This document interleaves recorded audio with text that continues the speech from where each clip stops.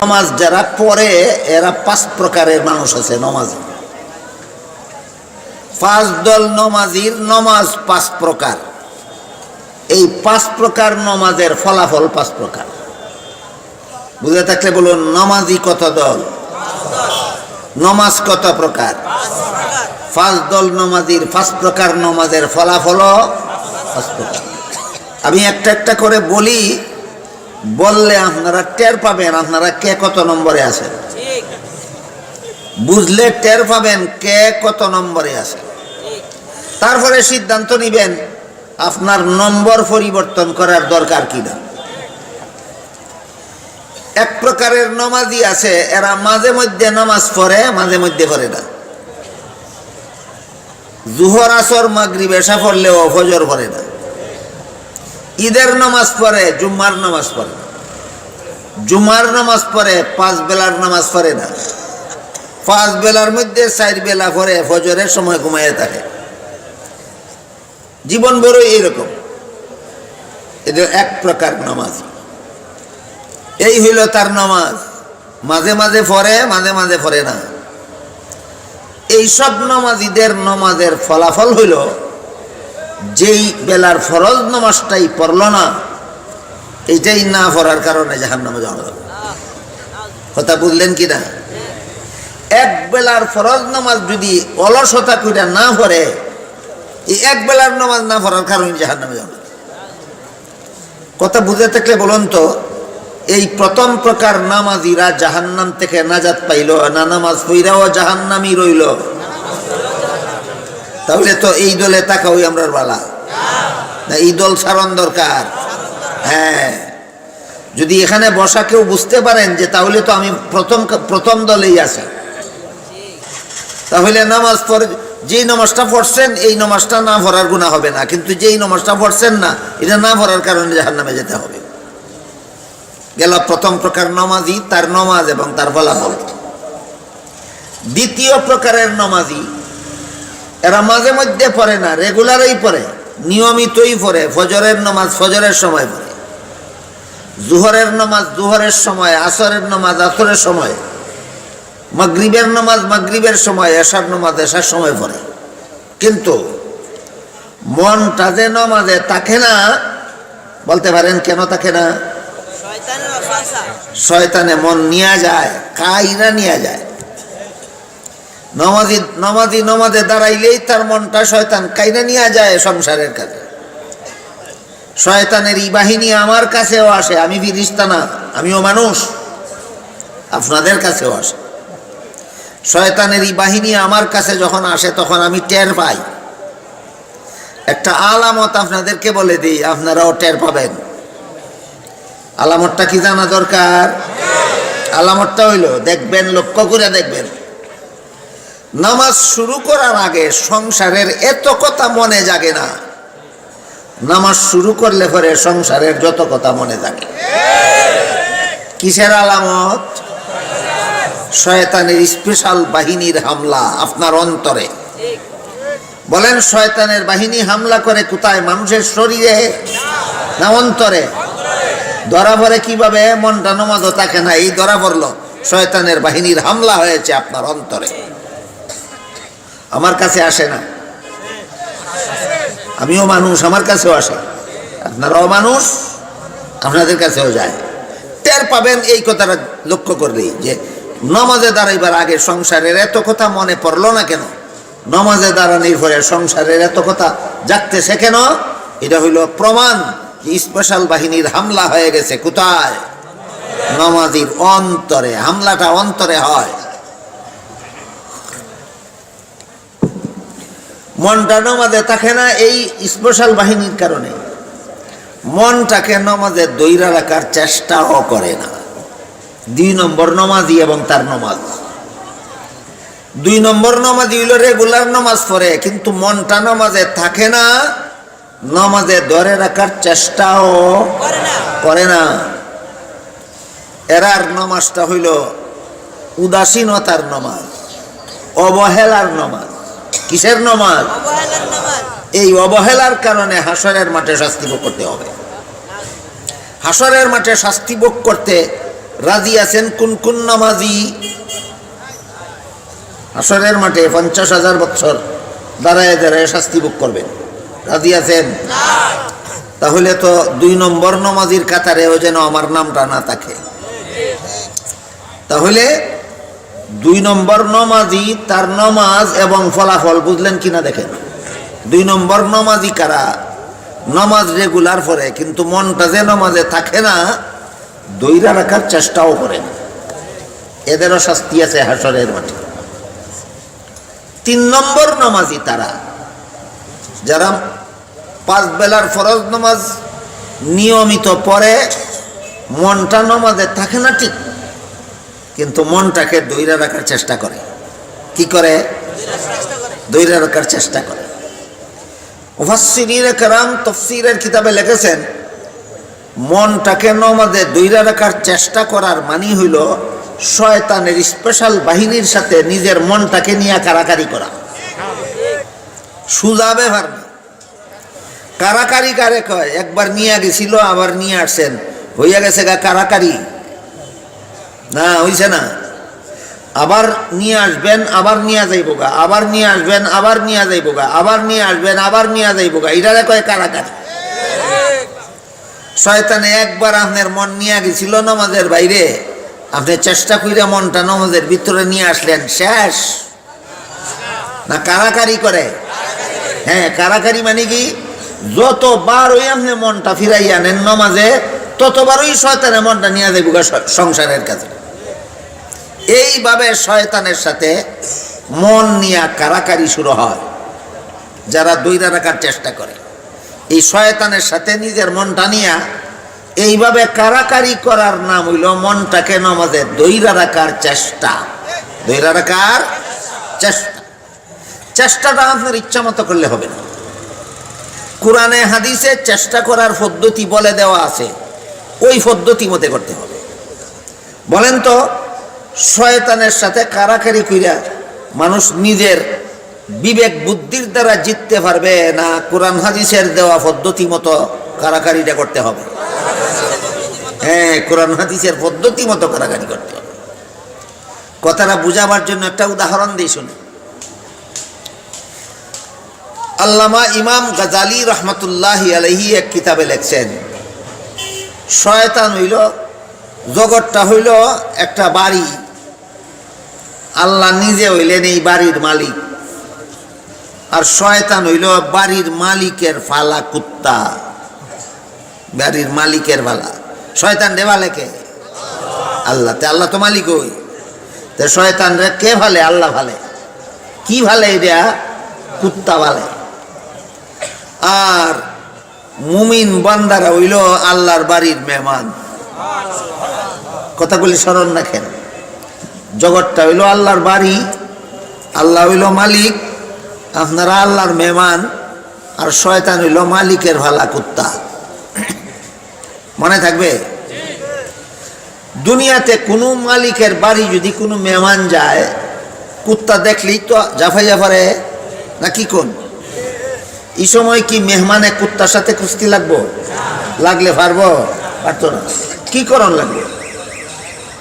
মেহমানে কইতো, মালিক তোমার কুত্তা সামালো, আমি তোমার কুত্তার সাথে কুস্তি করতাম পারতাম না। কি বলেন? মালিক তোমার কুত্তা সামালো, আমি তোমার কুত্তার সাথে কুস্তি করতাম পারতাম না। মালিকে যদি খালি ডাক দেয়, এই দাঁড়া, চুপ থাক, আর কুত্তা একটু শব্দ করতো। বুঝতে পারছেন? তাহলে এবার বলেন, গোটা জগৎটাই একটা বাড়ি, আল্লাহ হইলেন এই বাড়ির মালিক, আপনারা এই বাড়ির মেহমান, আর শয়তান হইল মালিকের ফালা কুত্তা। হে আপনার মন কাইরা লইয়া জায়গা খেত, হে আপনার মন কাইরা লইয়া জায়গা দুখানো। কি কারণে? আপনার নমাজের সুফলটা নষ্ট করার জন্য। আপনি যদি বিবেক বুদ্ধিমতো তার সাথে লড়াই করতে চান, জীবন বর লড়াই করেও পারবেন। তাহলে কি করণ লাগবো? মালিকের কাছে কম, মালিক তোমার কুত্তা সামালো, না কি বলেন? মালিককে কি করণ লাগবো? মালিক তোমার কুত্তা সামালো। এই জন্য নামাজ শুরুই করতে হয় আউযু বিল্লাহি মিনাশ শাইতানির রাজিম বলে। নিয়ত কইরা সুবহানাকা বললেন, এরপরেই কি আউযু বিল্লাহি মিনাশ শাইতানির রাজিমের মধ্যে আপনি মালিকের কাছে একটা দরখাস্ত করিয়াছেন, মালিক আমি আপনার খাস কামরায় ঢুকতাছি, আপনার কুত্তাটা সামলাই রাখেন। কথা বুঝতে পারছেন? মালিক আপনার খাস কামরায় ঢুকতেছি আমি, আপনার কুত্তা কইলাম আমার পিছে লাগা আছে, আপনার কুত্তাটা কইলাম আপনি সামলাই রাখেন। এরপরও যখন কুত্তা আপনার উপর ঝাঁপাইয়া পড়ার চেষ্টা করে, তখন আপনি কিভাবে এই নামাজের ভিতরে শয়তান যে আপনার অন্তরে হামলা করে, এই হামলার থেকে কিভাবে বাঁচবেন? হাদিস শরীফে উল্লেখ আছে, রাসূল করিম সাল্লাল্লাহু আলাইহি ওয়াসাল্লামকে জিবরিল ফেরেশতা জিজ্ঞাসা করেছিলেন নির্ভেজাল ইবাদত কোনটা, যে ইবাদত সংসারের ধ্যানে শেষ করা হয় না আল্লাহর ধ্যানে? জিবরিল ফেরেশতার প্রশ্নের জবাবে রাসূল বলেন আনতাবুদাল্লাহা কাআন্নাকা তারাহু ফাইন লাম তাকুন তারাহু ফাইন্নাহু ইয়ারাক। এমন ভাবে তুমি আল্লাহর ইবাদত করবে যেন তুমি আল্লাহকে দেখতেছো। অর্থাৎ যদি তুমি চর্মচোখে আল্লাহকে দেখতা তাইলে যেমন মনোযোগী হইয়া ইবাদত করতা, না দেখিয়াও তেমন মনোযোগী হইয়া ইবাদত করলে এটা নির্ভেজাল ইবাদত। না দেখিয়াও আল্লাহর ধ্যানে মগ্ন হইয়া ইবাদত করা হঠাৎ করেই হয় না, এর জন্য একটা ট্রেনিং লাগে। কি লাগে? এই ট্রেনিংটা শিক্ষা দিয়েছেন রাসূল হাদিসের পরের অংশে, ফাইন লাম তাকুন তারাহু ফাইন্নাহু ইয়ারাক। তুমি যদিও আল্লাহকে দেখো না, আল্লাহ কিন্তু তোমারে দেখেন। এই যে হাদিসটা, এই হাদিসের ভিত্তিতে মুফাসসিরিন কেরাম লেখেন, নামাজি যদি তৃতীয় প্রকার নামাজি হতে চাও, দ্বিতীয় প্রকারের আলোচনা তো হয়ে গেছে না, কি বলেন? তৃতীয় প্রকারের নামাজি হতে চাও, মনটারে নামাজে দইরা রাখার চেষ্টা যদি করতে চাও, তাহলে যখনই দেখবা মনটা নামাজের বাইরে গেছে গা, তখনই তুমি ধ্যান করবা আমি কই আর আমার মন কই, আল্লাহ সবটা দেখতেছে। আমি নামাজে দাঁড়াইয়া রয়েছি, মন গেছে গা বুড়ো খেত, আল্লাহ কিন্তু দুটোটাই দেখতেছে। কাজেই যখনই দেখবা মন তোমার নামাজের বাইরে চলে গেছে, তখনই ধ্যান করবা আল্লাহ আমাকে দেখতেছে, সাথে সাথে মনটা নামাজে ফিরে আসবে। শেষ না কারাকারি বাকি রইছে? আবার দেখবা শয়তানে মন নিয়ে গেছে সংসারে, আবার ধ্যান করবা আল্লাহ আমাকে দেখতেছে, আবার মনটা ফিরে আসবে নামাজে। আবার দেখবা শয়তানে নিয়ে গেছে মন, আবার ধ্যান করবা আল্লাহ আমাকে দেখতেছে, আবার মন ফিরে আসবে নামাজে। সালাম ফিরানি পর্যন্ত শয়তানের সাথে নিজের মনটাকে নিয়ে এইভাবে কারাকারি চালাও। যারা কারাকারি চালাইছে এরা 3 নম্বর নামাজি। এরা কত নম্বর নামাজি? যতবারই দেখে মন আমার নামাজে নাই, ততবারই ধ্যান করে আল্লাহ আমাকে দেখতেছে, মন ফিরে আসে, আবার শয়তানে নিয়ে যায়, আবার ধ্যান করে ফিরে আসে, আবার শয়তানে নিয়ে যায়। এই কারাকারির ভিতর দিয়ে নামাজটা শেষ হয়। কত নম্বর? এই হলো 3 নম্বর নামাজি। এই হলো 3 নম্বর নামাজির নামাজ। তার ফলাফল 1000বারও যদি শয়তান মনটা আপনার নামাজের বাইরে নিয়ে থাকে, আপনি কারাকারিটা চালু রাখার কারণে আল্লাহ আপনাকে মাফ করে দেবেন। এবার প্রথম হাদিস মনে থাকলে বলুন, হাসরের মাঠে যে সর্বপ্রথম কোন আমলের হিসাব হইব? নামাজের হিসাব যে হইব। নামাজের হিসাবে নাজাত পাইব কত নম্বর নামাজি? 1 নম্বর সিরিয়ালের নামাজি হাসরের মাঠে নামাজের হিসাবে মুক্তি পাবে না। 2 নম্বরের সিরিয়ালের নামাজি হাসরের মাঠে নামাজের হিসাবে মুক্তি পাইবে না। কমপক্ষে 3 নম্বরের সিরিয়ালের নামাজি যদি হইতে পারেন, শয়তান 100 বার নিয়ে গেল গা মনটা বাইরে, কিন্তু 100 বার ওই আল্লাহ আমাকে দেখতেছে এই ধ্যান ফিরে মনটা নামাজে ফিরেই আনলেন, হাসরের বিচারে নামাজের হিসাবে আপনি সারা পাইয়া যাবেন। কত নম্বর নামাজি হাসরের মাঠের হিসাবে নাজাত পাইব নামাজের ব্যাপারে? 3 নম্বর। শয়তান যখন দেখব যে তার মনটা 500 বার নিয়ে গেলাম, 1000 বার নিয়ে গেলাম, কিন্তু নিয়ে রাখতে পারলাম না, সে ফিরাইয়া নিয়ে আসলো, এই জন্য আল্লাহর হিসাব নিকাশ থেকে সে তো সারা হইয়া গেল। ধরা খাইয়া গেছেন না সারা হইছেন? এই অবস্থা দেখে শয়তানে ভাববে এই নমাজের পিছনে যত মেহনত করলাম সব জলে গেল। কাজী এরে সার, যার মনটা নিয়ে গেলে আবার ফিরাই আনে, তারে নিয়ে কোনো কাম হয় না, আবার লাভ হয় না, তারে সার। চলো ওই নমাজির দ্বারা যাই যার মনটা একবার নিয়ে দুখানো লাগাইয়ান দিলে আর ফিরাই আনবার চেষ্টা করে না। আপনারে ছেড়ে দিব শয়তান, আর আপনার মনকে নমাজের বাইরে নেওয়ার চেষ্টা করবে না। তখন থেকে আপনি নমাজের শুরু থেকে শেষ পর্যন্ত আল্লাহর ধ্যানে মগ্ন হইয়া নামাজ পড়তে পারবেন। বিনা সাধনায় না এই কঠিন সাধনায়? তখন আপনি 4 নম্বরের সিরিয়ালও গেলেন। 3 নম্বরে তাকাকালে বারবারই শয়তানে নিয়ে যাইতো, বারবারই আপনি ফিরেই আনতেন। শয়তানে আপনার পিছা ছেড়ে দেওয়ার কারণে আপনি গেলেন গা 4 নম্বরের সিরিয়ালও। এখন আপনি কেমন নামাজি আল্লাহর ধ্যানে মগ্ন হইয়াই নামাজ আদায় করতে পারেন, শয়তানে আপনার মন আর নামাজের বাইরে নেই না। তখন আপনি কত নম্বরে গেলেন? এই 4 নম্বর নামাজির ব্যাপারে আল্লাহ কোরআনে বলেন, ইন্নাস সালাতা তানহা আনিল ফাহশাই ওয়াল মুনকার, নিশ্চয় নামাজ নামাজিকে সব রকমের গুনাহ থেকে ফিরায়। প্রথম নম্বরের নামাজিরে, দ্বিতীয় নম্বরের নামাজিরে, তৃতীয় নম্বরের নামাজিরে, না চতুর্থ নম্বরের নামাজিরে? এবার বুঝেন কিভাবে ফিরায়। যেই লোকটা মনটা নামাজের বাইরে গেলে গিয়ে স্মরণ হইয়া যায় আল্লাহ আমাকে দেখতেছে, এই লোকটা নামাজ শেষ করিয়া বাজারে গেলে যখন একটা গুনার সুযোগ পায় তখন কি স্মরণ হবে না আল্লাহ আমাকে দেখতেছে? যখন চুরির সুযোগ পায়, যখন ডাকাতির সুযোগ পায়, যখন সুদ খাওয়ার সুযোগ পায়, যখন ঘুষ খাওয়ার সুযোগ পায়, যে কোনো গুনার সুযোগ আসা মাত্রই তার মনে যাবে আল্লাহ আমাকে দেখতেছে, গুনার কাজের সাহস থাকবে না। কাজেই যেই সাধনা আমাকে নামাজ সংশোধন করে দিল, সেই সাধনা আমাকে সব রকমের গুনাহ থেকে বাঁচায়। এটা হইল কত নম্বর নামাজ? এই হইল 4 নম্বর নামাজ। এই হইল 4 নম্বর নামাজি, এই হইল তার নামাজের ফলাফল। কথা বুঝলেন কিনা দেখুন। আরেকটা নামাজ আছে 5 নম্বরের, সেটা হলো নামাজি নামাজের মধ্যে এমন মজা পায় যে এত মজা জগতের আর কোনো কিছুর মধ্যে পায় না। এই নামাজটারে সালাতুল আম্বিয়া বলা হয়, নবী রাসূলগণের নামাজ। এক হাদিসে উল্লেখ আছে, রাসূল করিম সাল্লাল্লাহু আলাইহি ওয়াসাল্লাম বলেন, আল আম্বিয়াউ আহইয়াউন ফি কুবুরিহিম ইউসাল্লুন।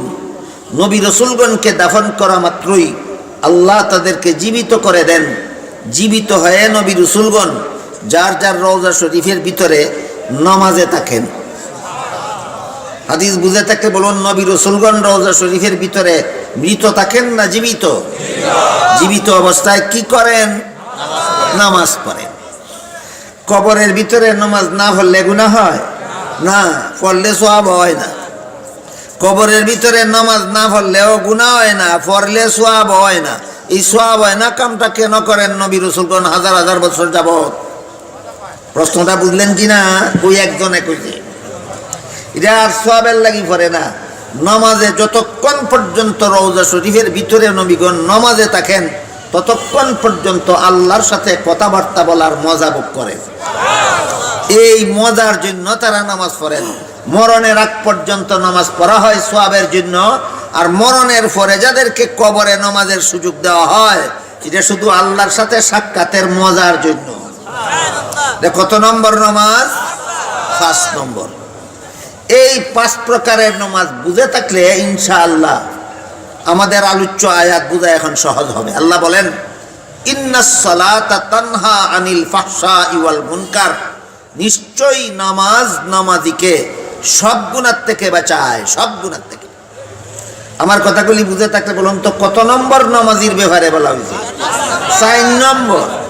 5 নম্বরও নবী রাসূলগণ যাইতে পারেন, অন্যরা যাওয়া এত সহজ ব্যাপার না। 5 নম্বর আমাদের জন্য কঠিন, ওইটা নবী রাসূলগণের জন্য ছেড়ে দেন। 4 নম্বর নামাজি যে নামাজের শুরু থেকে শেষ পর্যন্ত আল্লাহর ধ্যানে মগ্ন হইয়া নামাজ আদায় করতে পারে, এই লোকটারে কোনো রকমের প্রলোভন, কোনো রকমের লোভ, কোনো রকমের লালসা তাকে গুনার দিকে টানিয়ে নিয়ে যাইতে পারে না। তার অন্তরাত্মার মধ্যে নামাজের দ্বারা এমন একটা আধ্যাত্মিক শক্তি সৃষ্টি হয় এই নামাজি সম্পর্কে আল্লাহ বলেন তার নামাজ তাকে সব রকমের গুনাহ থেকে বাঁচায়। আর সব রকমের গুনাহ থেকে বাঁচায় মানে নামাজ না পড়ার কারণে তো তোমার জাহান্নামে যেতে হবেই না, আর কোনো গুনাহ তো তুমি করলেই না, কাজে এই নামাজ তোমাকে জাহান্নাম থেকে বাঁচায়। নামাজ আমাকে সব গুনাহ থেকে বাঁচায়, কথার মর্মই হলো নামাজ আমাকে জাহান্নাম থেকে বাঁচায়। এই জন্য হাদিস শরীফে রাসূল বলেন আসসালাতু মিফতাহুল জান্নাহ, নামাজ বেহেশতের চাবি। আল্লাহ আপনাদের আমাদের সবাইকে নামাজ সংশোধন করার মাধ্যমে বেহেশতের চাবি অর্জন করার এবং জাহান্নাম থেকে বাঁচার এই পথ অবলম্বন করার তৌফিক দান করুন। সবাই বলুন আমিন।